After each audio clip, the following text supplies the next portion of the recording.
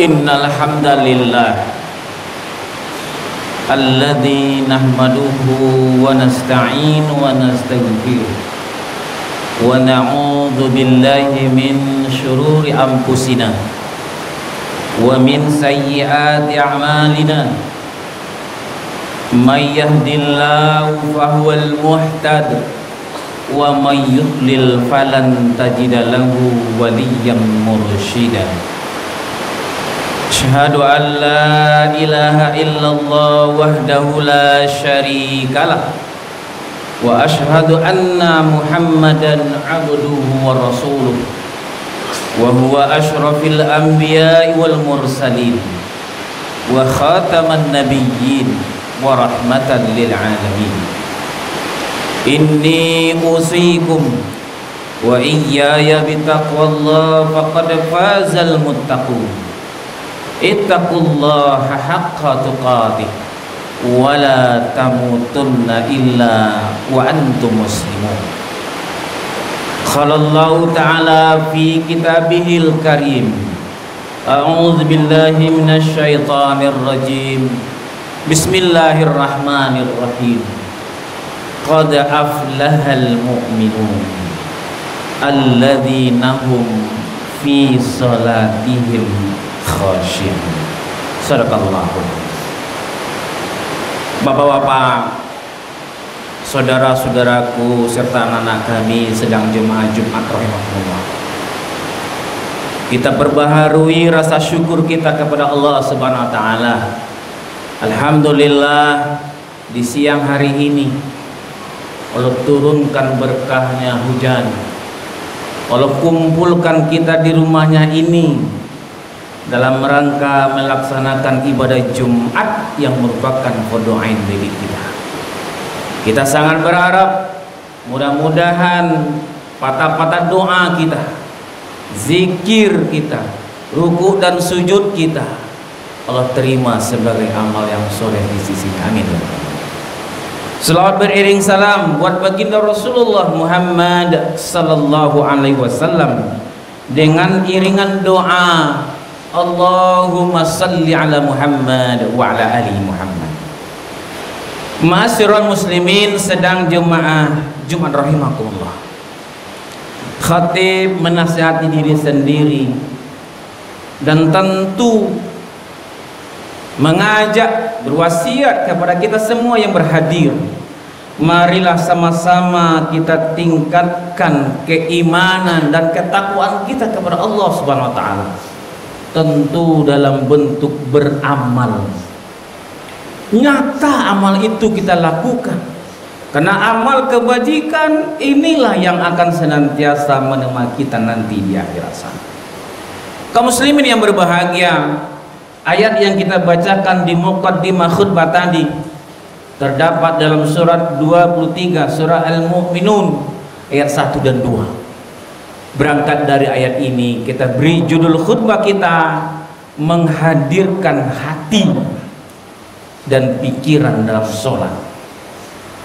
Kaum muslimin yang berbahagia, kita mengerjakan sholat tentu untuk beribadah dan menyembah Allah Subhanahu wa taala. Tujuannya sangat jelas, agar Allah menerima dan kita mendapatkan pahala dari apa yang kita lakukan. Sebenarnya Allah tidak butuh sedikit pun dari ibadah kita itu, tapi kitalah yang butuh akan pahala dan ridho dari Allah Subhanahu wa taala. Maka rugi rasanya ketika kita sudah melakukan ibadah ternyata amalan itu tidak Allah terima sebagai amalan. Kaum muslimin sedang jemaah yang berbahagia, maka dalam ayat tadi dikatakan apa kata Allah? Qad aflahal mu'minun. Sungguh beruntunglah orang-orang yang beriman. Alladzina hum fi salatihim khashi'un, yaitu orang-orang yang senantiasa khusyuk dalam salatnya. Kaum muslimin sedang jemaah yang berbahagia, dalam sebuah penjelasan Rasulullah sampaikan bahwa kita akan mendapatkan apa yang kita lakukan itu dalam kondisi betul-betul sadar kita lakukan. Dalam sebuah hadis dikatakan, innar rajula la yusrifu wa ma kutiba lahu illa asru salati. Sesungguhnya seorang sudah selesai dari sholatnya, tidak dituliskan pahala baginya kecuali 1/10 saja, 1/9 saja, 1/8 sampai 1/2 saja. Lalu hadis ini menjelaskan ini untuk orang yang sholat, apalagi orang yang tidak sholat. Ibnu Abbas justru menjelaskan jauh lebih dalam. Apa kata beliau Ibnu Abbas ini? Bahwa kehadiran hati dan pikiran kita di dalam sholat itu sangat menentukan diterima atau tidaknya. Maka kalau kita lihat hari ini ada pesawat yang terbang atau dia mendarat kembali, itu betul-betul dikendalikan dalam keadaan siap. Kita ketika takbir saja kadang-kadang tidak siap. Ada yang siap, lalu ketika salam udah terkejut juga, sudah selesai. Ini artinya ketika selama sholat kita pikirannya tidak hadir di dalam sholat, mengembara kemana-mana, bahkan barang yang tadi hilang bisa ketemu di dalam sholat, menandakan kehadiran hati kita juga. Kaum muslimin sedang jemaah yang berbahagia. Lalu bagaimana cara menghadirkan hati kita, pikiran kita di dalam sholat, sehingga betul-betul sholat yang kita lakukan itu sholat yang khusyuk dan mudah-mudahan Allah terima sebagai amalan. Yang pertama adalah mari kita hadirkan hati dan pikiran kita bahwa kita akan menyembah Allah Subhanahu wa ta'ala. Kita akan berdialog dengan Allah Subhanahu wa ta'ala. Tidak mungkin kita akan menghadap Sang Khalik dalam keadaan tidak siap, dalam keadaan menerawang, dalam keadaan pikiran kemana-mana. Maka sudah dikondisikan oleh ustaz kita di depan bagaimana tenang sebelum masuk. Hadir. Untuk manusia saja, menghadapi manusia katakanlah yang berpangkat, yang berjabatan, kita begitu sopan, begitu tawaduk menghadapinya. Dulu ketika kita SD 1 mendapatkan hadiah mandiri, bersalaman dengan presiden istana itu agak menunduk juga pada sedikit.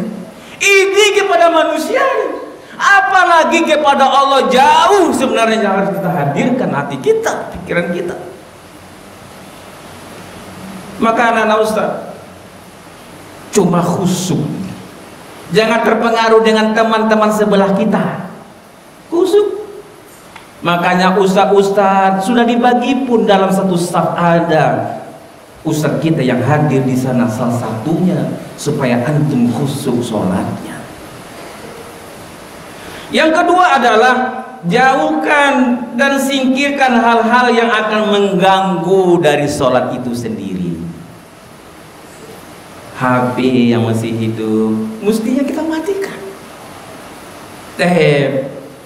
TV misal mungkin di rumah, jangan sampai TV-nya berbesar berlawanan kita dengan ini. Jelaslah tidak khusyuk sholat kita. Ini penting. Kenapa? Kita berdialog dengan Allah Subhanahu wa ta'ala. Kita hadirkan yang terbaik. Kita tidak tahu, bisa jadi dalam sholat itu Allah ambil kita.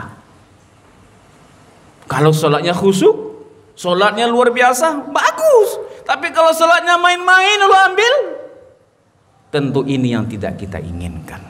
Kaum muslimin sedang jemaah yang berbahagia. Yang ketiga adalah Jangan sholat kita dalam keadaan menahan buang air besar, buang air kecil, atau mungkin mau makan lalu sholat juga dulu padahal ini sudah terhidang. Mestinya kita selesaikan dulu yang di sana, baru kita sholat, akan jauh lebih khusyuk. Khusyuk itu betul-betul menghadap Allah Subhanahu wa ta'ala, khusyuk, konsentrasi. Kalau masih terdengar juga suara yang di belakang, ini menandakan tidak khusyuk kita, ya Allah. Tapi kalau tidak terdengar, bagaimana Ali bin Abi Thalib radhiyallahu an, ketika punggungnya kena anak panah, lalu anak panah itu ditarik oleh orang sahabat yang lain ketika beliau sholat, dan itu pun tidak terasa bagi beliau sedikit pun. Luar biasa kekhusyukan. Ini menjadi pelajaran bagi kita. Jangan sampai teman sebelah, teman belakang, akhirnya kita ikut pula. Disinilah momen bagi kita untuk menumbuhkan, belajar kekhusyukan di dalam sholat kita. Yang keempat adalah, mari kita variasikan bacaan-bacaan sholat kita, terutama bacaan surat-surat. Anak Ustadz, yakin kami sudah ada yang hafal 1 juz, 2 juz, 3 juz, bahkan ada yang sudah 10 juz. Jangan sampai ketika sholat itu kembali surat yang pendek-pendek saja, trikul. Kalau itu otomatis akhirnya sholat kita hafal, akhirnya pikiran melayang kemana-mana. Baca bacaan hafalan kita itu. Apalagi dalam sholat sendirian. Baca.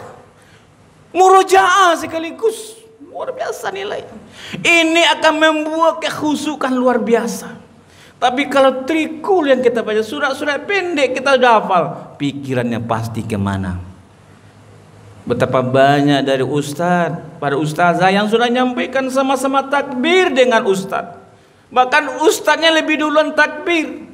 Ternyata anaknya baru udah selesai salamnya, pada ustaznya baru membaca Al-Fatihah di rakaat pertama. Kaum muslimin sedang jamaah yang berbahagia, tentu ini kita bersama. Bagaimana menghadirkan anak-anak kita nanti sholat yang khusyuk, sholat yang betul-betul menghadirkan hati dan pikirannya sehingga betul-betul tenang di dalam sholatnya. Yang selanjutnya adalah sholat dengan membuka mata. Jangan memicingkan mata. Dibaca bacanya dengan koma kamik, bukan di dalam hati. Karena kita sholat, ada bacaan. Bacaan itu adalah dimulai dari salam dan dimulai dari takbiratul ihram dan diakhiri dengan salam, dan di dalamnya adakan gerakan-gerakan dan bacaan. Kalau diam saja kita, tidak sholat. Gerakannya benar, bacaannya benar, ini yang akan kita hadirkan. Maka salah satu yang luar biasa di Azkiyah adalah antum menjadi soleh. Antum berjiwa pemimpin nanti. Tapi berjiwa pemimpin, mari kita mantapkan dulu sholat kita. Berprestasi setelah itu. Kemudian yang terakhir barangkali karena waktu, bacalah semua bacaannya, baik yang rukun maupun yang sunnah. Jangan tinggalkan. Biasanya ketika cepat-cepat itu karena itu dia yang dibaca Al-Fatihah. Surat pendek tidak dibaca kadang-kadang. Doa ruku, doa sujud, tinggal hilang. Padahal itu adalah bagian dari kegiatan sholat kita.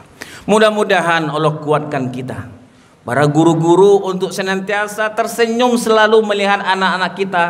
Kalau ada dia kurang baik sholatnya, kita berusaha untuk memperbaikinya. Dan anak-anak kami yakin suatu waktu nanti antum akan sholat jauh lebih khusyuk ketika betul-betul dari sekarang ingin berbaikan, ingin mendapatkan sholat yang baik dengan tuntunan para guru-guru kita. Camkanlah fakta biru ya ulil absar la'allakum turhamun.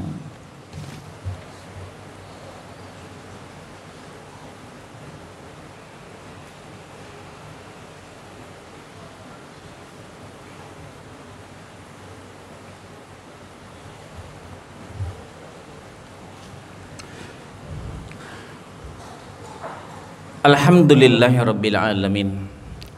Alladzi arsala rasulahu bil huda wa dinil haqq liyuzhirahu 'ala dini kullihi wa kafa billahi syahida. Syahadu an la ilaha illallah wahdahu la syarikalah wa asyhadu anna Muhammadan 'abduhu wa rasuluh sallallahu alaihi wasallam la nabiyya ba'd. Inni usikum wa iyaya bitaqwallah faqad fazal muttaqun. Ittaqullaha haqqa tuqatih wa la tamutunna illa wa antum muslimun.